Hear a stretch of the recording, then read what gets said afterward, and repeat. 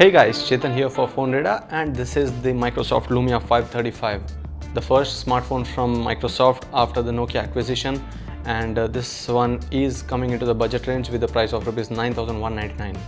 So Lumia series has always been about cameras and some good performance, and Nokia had been pushing some high-end devices, but it is always that their budget smartphones have got much more response than the high-end devices, especially the Lumia 520 that had got a good market response and some good market share for Nokia.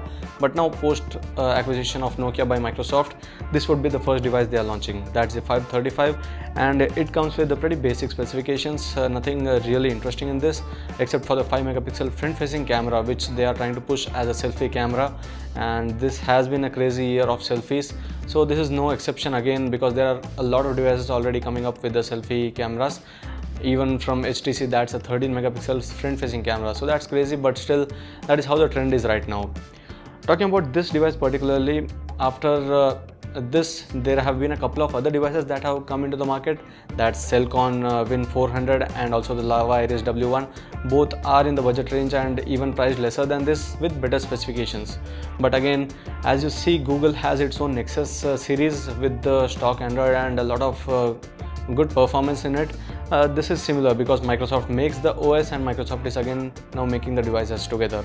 So you can expect a good performance from this smartphone rather than the other devices around this one. So coming to the first thing, that's the design. The design of the Lumia 535, first of all, would not be that good for you because of the polycarbonate body, and that's a glossy back you see on a couple of colors, that's the orange and green. So this glossy back is prone to scratches, and whenever you place it on a bit of sharp surface or such thing, it would get scratched, and that is noticeable in a few days of usage itself. And I have seen a bit of few scratches around the bottom, because here there's a bit of raise near the camera, and this is where it would land on the flat surface, and that is where the scratches are more. And the other thing that you would notice here is the Microsoft logo. So this would be the first device with that Microsoft logo here, and on the back, other than that, what you see is a 5 megapixel camera with the LED flash, and there's a speaker grill. On the front, there's this 5-inch QHD display, and apart from that, on the top is a 5 megapixel camera again with a wide angle lens, and that's the earpiece and a microphone in the bottom. And in the bottom, there's a micro USB port. In the top, you get to see the 3.5mm headset jack, and on the side you see these buttons for the volume rocker and the power or lock button. And the back cover is removable, and which makes it easy for the user to remove the battery and insert the SIM card and the micro SD card slot. Upon removing the back cover, you get to see this battery and 2 SIM card slots with a micro SD card slot. So this is what you see on the physical aspect. Although this isn't really disappointing, but still a polycarbonate back doesn't always give you a good feel to hold the device. And if at all you have used an iPhone before, especially the iPhone 5C, this looks like a bigger version of the iPhone 5C because of these curved edges and the corners. So it's almost the same feel, but a 5-inch screen is always bigger than the 4-inch that you see on the iPhone 5C. So coming to the display, the next one, display is not great because it's 540 to 960 pixels of resolution on a 5-inch screen, so which doesn't give a very good graphic output. But apart from that, if you talk about the readability, it's not bad under the normal conditions, but under sunlight you won't be able to find any good viewing here, except if you try to turn on the setting that is included already in the display, and that would increase the readability under sunlight, but that only if you turn on the setting, or else it's just as a reflective screen where you get to see whatever you're seeing opposite to this. So it's not that great a display, and the touch response is not up to the mark. It's always losing that response, and whenever I'm trying to go through the app list, or whenever I'm going through the tiles, sometimes it loses the response and it would open wherever the finger touch ended. So that is a bit of an issue with the display, but that's not again really bad if you talk about the smartphones in this budget range. So this was the display. Now coming to the next, that's the OS. This is running the Windows Phone 8.1 OS with the Denim update, that's the update 1, and it comes with a lot of Lumia applications. That is how Nokia's acquisition has been defined here. It's all about Lumia now. Whatever was under the name of Nokia is now shifted to Lumia. So you get to see a list of applications under the Lumia name. That's Lumia Camera, Lumia Selfie, Lumia Storyteller, Lumia Beamer, and there are a few applications apart from that, such as Mixed Radio, there's Maps, and Here Drive and Here Maps are also included, and there's a Gameloft Hub, and a couple of other useful apps that are included by Microsoft here are the Data Sense and the Battery Saver application, and the Microsoft Office is included. This is the full version of Microsoft Office, which is very advantageous for those Office users, and there's OneDrive with 15 GB of free storage, and there's Skype pre-installed in this, and Transfer My Data application. If at all you are switching from other smartphone to the Lumia 535, there's already an app using which you can transfer most of the data, so you don't have to worry about the content from that phone. How would you shift it to this? It's pretty easy. Using the Bluetooth connectivity, it would transfer the content, and the live tiles can be edited very well.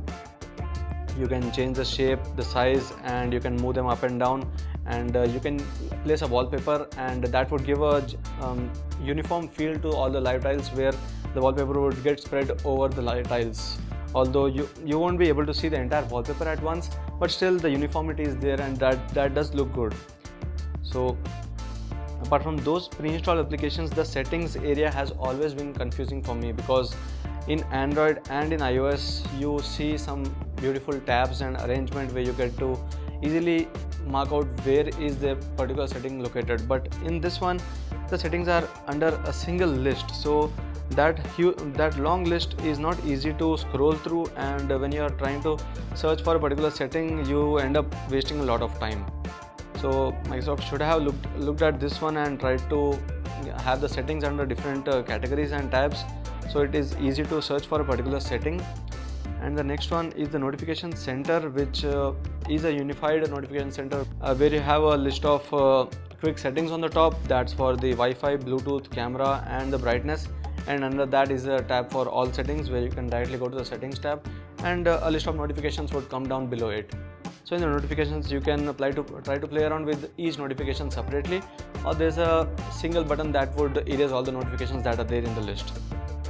So this is a dual SIM smartphone, and it would support 2 micro SIMs, and on the connectivity front, this is a very perfect smartphone. We tried the 3G testing, and it was very perfect with that, and the call quality is very great in this. So to sum it up, Microsoft has done all the basics right for the smartphone, although you might end up checking out that the gaming performance is not that great, because while playing the game there was no loss of pixels, or there was no lagging of the game, but what you notice is the display quality does not give you a very great experience of gaming, especially because the Lumia phones come with a very good gaming experience overall because of the Xbox playing, but here the display takes out all the experience away. So because of the display, the experience is not that great, but the performance is not bad at all, and overall for a basic user, the interface is very snappy and responsive. It would never lag anywhere. Multitasking is very easy. So for all the basic functionality, there's no complaint about the Lumia 535, but the display has been quite of a disappointment. And now talking about the cameras, it has 2 cameras, both are 5 megapixel and both come with f2.4 aperture, but the front one has got a wide angle lens. That's for the wide selfies. That is what Microsoft has been pushing this device with. The photos showing up a lot of faces in the single frame, and what I liked about the front camera is the way it tries to brighten the picture whenever the brightness is low around you. So that is not seen even in the high-end devices from other brands such as Samsung and LG, where the front-facing cameras are pretty poor, except for the high-end devices again, where you end up paying a lot of money. Here it's a budget device coming up with a very good front-facing camera, but the rear camera is on the other way. It's not that great. It's okay-ish with the basic photos being taken without much of grains, but when you come down to normal lighting or low lighting performance, it is not that good. So the cameras do not capture videos even in HD quality. Both the cameras can take videos with the FWVGA resolutions, that 850 into 480 resolution. So that's not you cannot expect much more than that, and only the good thing about the cameras is the selfie camera, and I don't take much selfies, so the camera samples would at least show you how good the cameras are. So finally, the question again being asked, whether the Lumia 535 is worth the money or not. For me, it is a bit of overpriced because there are a few competitive devices against this. That's the Cellcon's and Lava's Windows phones. But again, this is from Microsoft, the OS manufacturer and the smartphone manufacturer now. And when both are combined from the same company, you can expect a lot of good things from the smartphone.